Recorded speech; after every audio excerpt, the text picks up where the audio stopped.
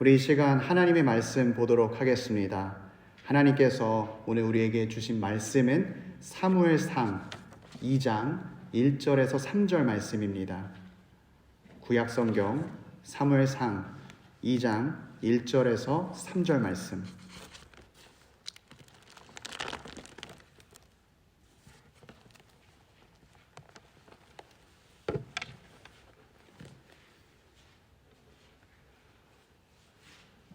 우리 다 찾으신 줄 알고 하나님의 말씀 한 목소리로 봉독토록 하겠습니다.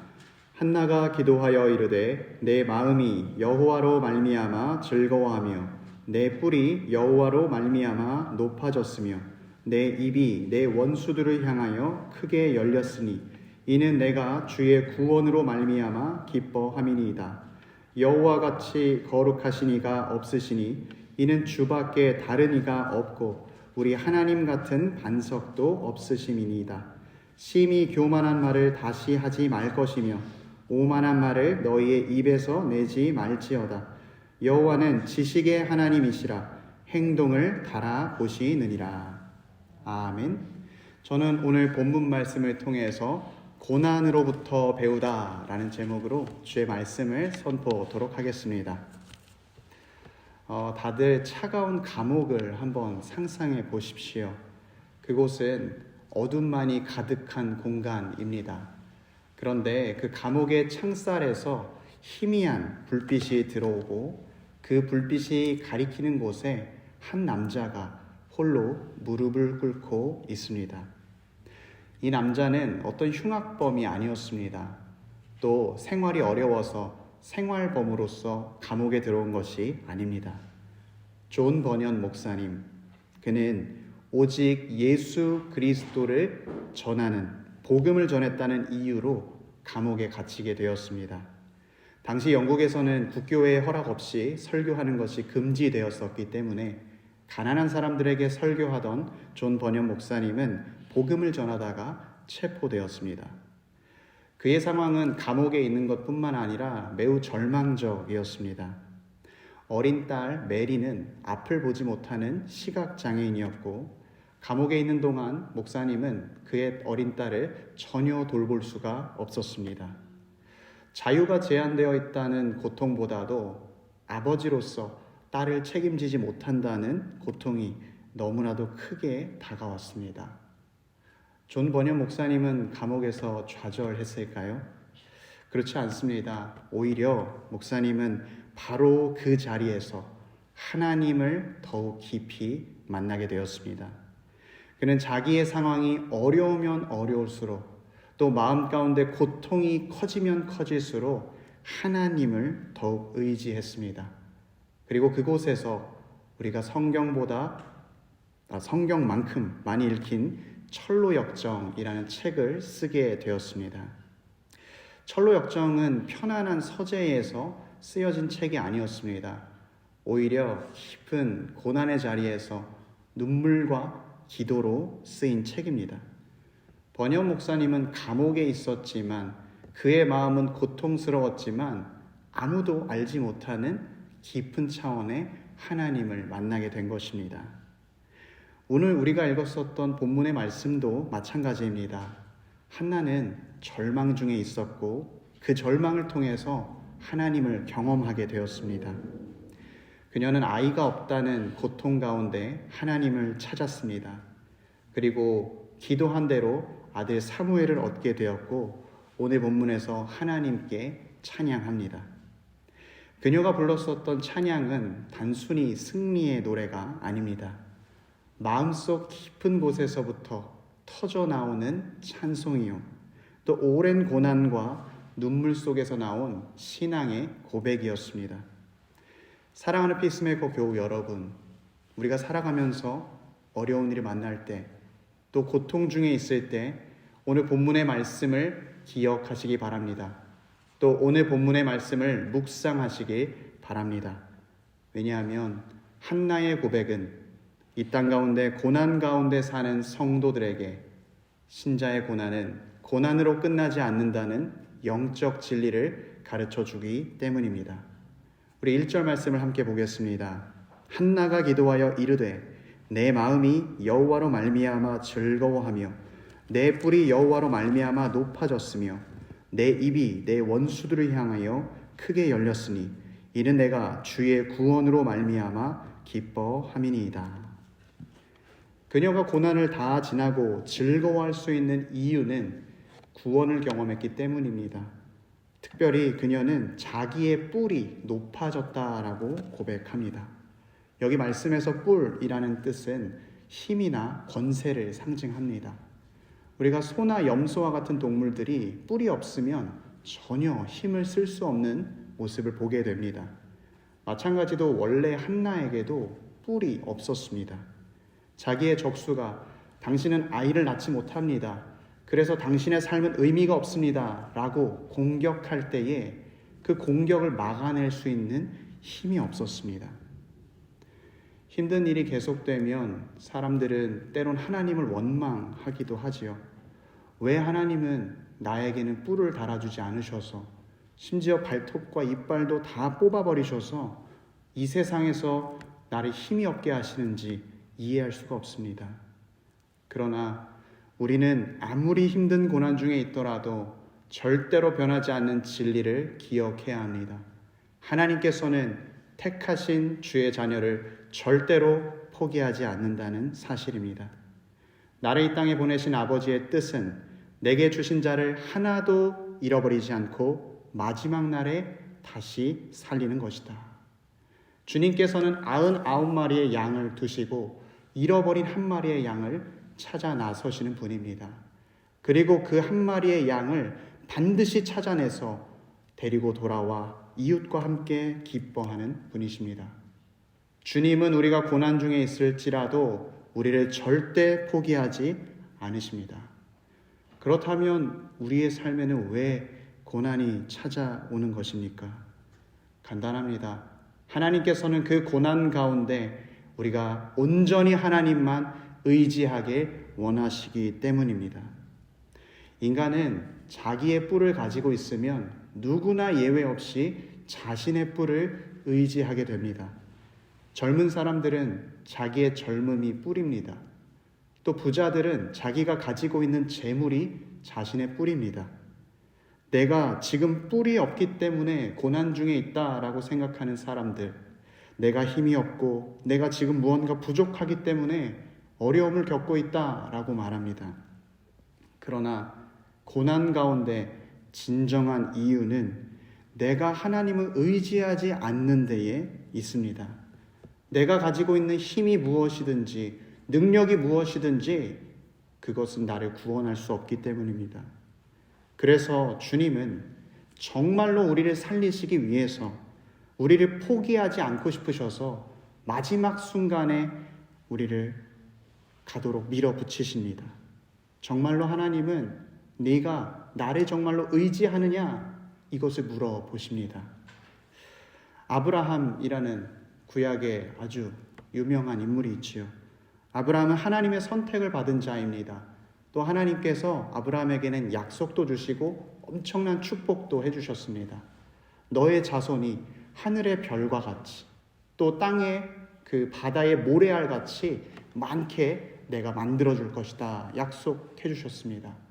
그런데 어느 날 하나님께서는 아브라함에게 말씀하시길 너의 아들 내 사랑하는 독자 이삭을 나에게 번제로 드리라 말씀하셨습니다. 이 말씀하셨을 때 아브라함의 나이가 한 120세 그 이상 되었던 걸로 추정합니다. 그때에 또 아브라함에게는 진정한 자손이라고는 이삭 한 사람밖에 없었습니다.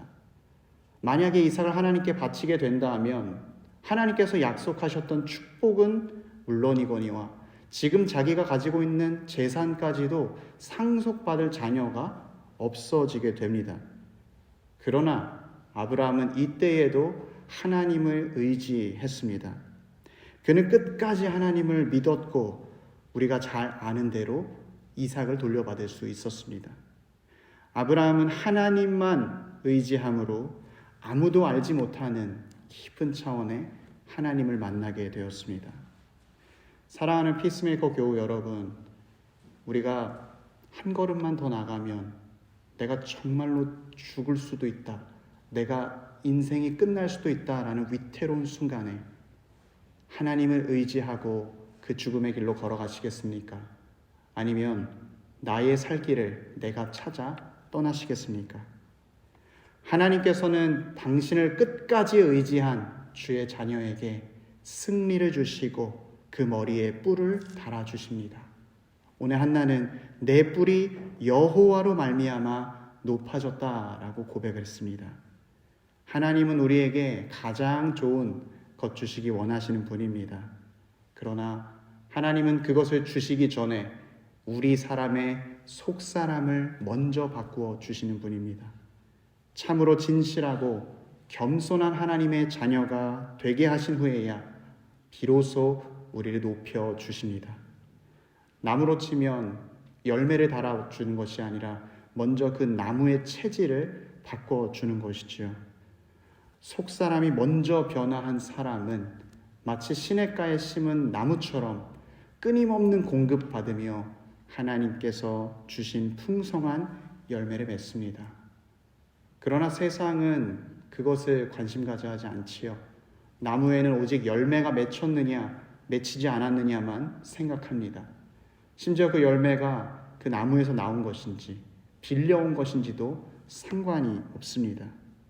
그렇지만 우리 하나님께서는 그 열매를 주시기 위해서 먼저 우리를 바꾸어 주셔야 했기 때문에 우리 입장에서 볼 때는 답답하고 고통스러울 수밖에 없습니다. 그러나 일단 한번 하나님의 능력을 경험한 사람, 변화를 받은 사람은 평생 동안 주님께서 함께해 주십니다. 한나는 이 놀라운 영적 진리를 깨닫고 노래하고 있습니다. 그런데 2절 말씀에서 한나는 그보다 더 놀라운 고백을 하고 있습니다. 고난을 통해서 자기가 변화했던 것뿐만 아니라 하나님에 대한 새로운 발견을 하게 되었습니다. 2절 말씀에 여호와 같이 거룩하신 이가 없으시니 이는 주밖에 다른 이가 없고 우리 하나님 같은 반석도 없으심이니이다. 주밖에 다른 이가 없다라는 말은 바꿔 말하면 유일하다라는 뜻입니다. 유일하다라는 말은 완전히 구별된다는 말이고 또 차별화되어 있다는 뜻입니다. 우리는 가끔 TV 광고를 보게 되면 우리 회사 제품은 차별화된 제품입니다 라고 표현하는 것을 종종 보게 됩니다. 다른 회사에서는 도무지 흉내낼 수 없는 유일한 물건이라는 뜻이지요. 하나님께서 우리 성도들을 도우시는 것이 그렇습니다. 하나님의 도우심은 우리가 상상조차 할 수 없는 놀라운 방법으로, 차별화된 방법으로 우리를 도우십니다. 홍해 바다를 갈랐던 하나님을 생각해 보십시오. 그 누가 바다 가운데에 지름길이 있을 수 있겠다 생각했겠습니까? 또 기드온의 300용사를 부르신 하나님을 생각해 보십시오. 그냥 모집했던 300명의 용사가 미디안 군대 정규 군대 13만 5천 명을 이겼습니다. 누가 그것을 상상할 수 있었겠습니까? 고난 가운데 하나님을 의지하는 사람은 인간의 차원에서는 볼 수 없는 놀라운 차원의 역전의 하나님을 경험하게 됩니다. 18세기 초에 미국의 영적 상황은 너무나도 어두웠습니다. 교회는 존재했지만 사람들의 마음에는 뜨거움이 없었습니다. 신앙은 형식적이었고 내가 예수님을 믿습니다 라고 말하지만 그들의 삶은 단 하나도 변화하지 않았습니다. 사람들은 죄를 회개하지 않았고 영적 무감각증에 빠져 있었습니다. 그런데 어느 날 젊은 한 목사가 그 설교를 했을 때 상상할 수 없는 변화를 일으켰습니다. 조나단 에드워즈 목사님이 진노한 하나님의 손에 붙들린 죄인들, 하나님께서 진노하셨지만 그 죄인들을 여전히 붙들고 계신다는 설교를 했습니다. 이 설교는 우리가 지금 흔히 생각하는 어떤 부흥회의 설교, 열정적인 설교가 아니라 그냥 준비된 원고를 담담히 읽어내려가는 그런 설교였습니다. 그런데 그 설교가 끝나기도 전에 사람들은 두려워 떨며 하나님께 회개하기 시작했습니다.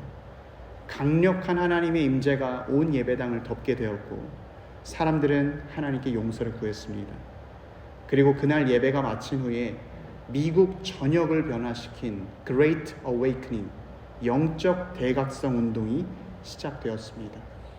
그날 주일 예배에 참석했던 어느 누구도 매주 듣는 주일 설교 한 편이 그 미국의 전 세계를 변화시키리라고 예상하지 못했습니다. 하나님께서는 변화가 불가능해 보이고 가능성이 없어 보일 때에도 일하실 수 있는 분입니다. 오히려 그 가운데 주님을 의지하는 그 한 사람을 통해서 주님은 누구도 상상할 수 없는 방법으로 은혜를 내려주십니다. 오늘 한나가 노래한 하나님이 이 역전의 하나님입니다. 4절 말씀에는 용사의 활은 꺾이고 넘어진 자는 힘으로 띠를 띠도다 라고 고백합니다. 하나님을 의지할 때 힘이 없던 자가 새 힘을 얻게 됩니다. 5절 말씀에는 풍족하던 자들은 양식을 위하여 품을 팔고 줄이던 자들은 다시 줄이지 아니하도다. 전에 임신하지 못하던 자의 7을 낳았고 많은 자녀를 둔 자는 쇠약하도다. 하나님을 의지할 때 부족함 중에 있던 사람은 풍족함을 누리게 됩니다. 여호와는 죽이시기도 하시며 살리시기도 하시며 스올에 내리게도 하시고 거기에서 올리기도 하시는도다. 심지어 죽음 가운데 있는 사람도 하나님을 의지할 때 생명을 얻고 다시 살아나는 역사가 일어납니다. 이 역전의 하나님은 오늘 한나의 노래에서만 있는 것이 아니죠. 구약에서만 있는 것이 아닙니다. 우리 예수 그리스도께서 우리에게 보여주신 영적인 진리입니다. 하나님께서는 골고다 언덕에서 십자가에서 돌아가셨습니다. 고통을 당하셨습니다. 그러나 주님은 죽으셨던 그 자리에서 살아나셨고 죽음 권세를 깨뜨리셨습니다. 그 누구도 십자가가 구원의 길이라는 것을 생각하지 못했습니다. 제자들은 다 도망치게 되었고 마귀는 내가 이제 이겼다라고 자만하게 생각하고 있을 때 주님은 놀라운 역전을 이루셨고 하나님의 승리를 보여주셨습니다. 사랑하는 성도 여러분, 우리에게 어려움이 생길 때에 가장 큰 축복의 기회가 왔음을 기억해야 합니다. 전에는 알지 못했던 새로운 하나님을 발견하는 놀라운 시간이 될 것입니다. 고난당한 것이 내게 유익함이라 내가 주의 율례와 규례를 배우게 되었나이다. 어두움이 깊고 짙을수록 주님을 의지할 때 만나게 될 하나님은 더욱더 찬란한 분이십니다. 그래서 우리 성도들은 기쁠 때나 괴로울 때나 감사할 수 있습니다. 나에게 좋은 것 주시는 주님께 감사, 고난 중에 일하실 주님을 기대하며 감사할 수 있습니다. 그렇다면 이 고난 중에 주님 의지한다는 것이 무엇입니까? 우리가 어떻게 역전의 하나님을 경험할 수 있겠습니까? 3절 말씀을 보십시오. 심히 교만한 말을 다시 하지 말 것이며 오만한 말을 너희의 입에서 내지 말지어다. 여호와는 지식의 하나님이시라 행동을 달아 보시느니라. 하나님을 의지하는 삶은 내가 알아서 하겠습니다. 이 교만을 버리는 순종하는 삶을 말합니다. 순종하지 못하는 사람이 왜 순종을 하지 못하는가 가만히 살펴보면 그 마음 가운데 하나님보다 나를 의지하는 교만이 있기 때문입니다. 한나는 자기의 경험을 통해서 자기가 하나님께 의지하는 것이란 하나님께 순종하는 것이다 깨닫게 되었습니다. 그래서 그녀는 사무엘을 얻고 하나님께 찬양하고 서원대로 사무엘을 드립니다. 나의 가장 소중한 것을 하나님께 맡기는 것이 그녀의 최고의 순종이었습니다. 나보다 나의 길을 가장 잘 아시는 주님께, 나보다도 더 선하게 이끌어 가실 주님께 나의 아들을 드린 것입니다. 참된 신앙은 나의 생각과 나의 상황을 뛰어넘는 하나님을 신뢰하고 그분께 순종하는 것입니다. 사랑하는 피스메이커 교우 여러분, 하나님은 순종한 사람을 기억하시고 높여 주십니다. 순종을 배운 사람보다 이 세상에서 더 복된 사람이 없습니다. 순종을 배우기 위해서 어떤 사람은 건강을 잃어버립니다. 재물을 잃어버립니다. 사회적 지위를 다 놓쳐버립니다. 많은 것을 잃어버립니다. 그러나 순종만 배운다면 그 사람의 인생과 영혼은 안전합니다. 히브리서 기자는 이 영적 진리를 이렇게 정리했습니다. 그가 아들이시면서도, 여기서 그는 예수님을 이야기합니다. 그가 아들이시면서도 받으신 고난으로 순종함을 배워서 온전하게 되셨은즉 자기에게 순종하는 모든 자에게 영원한 구원의 근원이 되시고, 하나님께서 말씀하신 것을 지키는 자는 절대로 망하지 않습니다. 그 말씀이 약속하신 생명을 받습니다. 사랑하는 피스메이커 교우 여러분, 우리의 삶은 고난을 피할 수가 없습니다. 그러나 그 고난 중에 하나님 의지할 때 주님은 우리가 겪는 고난마저 헛되이 하지 않으십니다.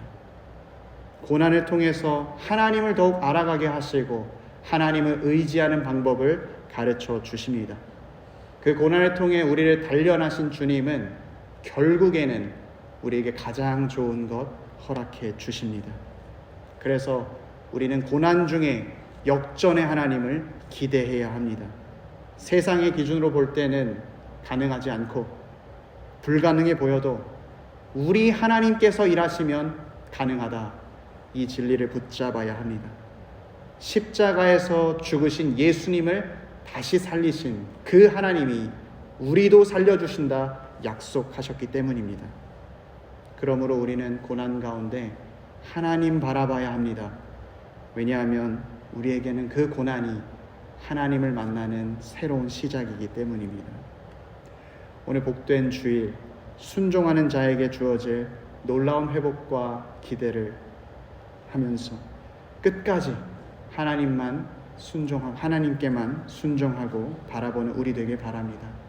주님께서 우리 삶 가운데 역사해 주시고 오늘 말씀에서 한나가 고백했던 것처럼 우리에게도 뿔을 달아 주실 것입니다. 그러므로 어떠한 상황에도 낙심치 말고 주님만 바라보며 역전의 삶 경험하는 우리 귀한 피스메이커 교우분들 다 되시기를 주의 이름으로 축원합니다.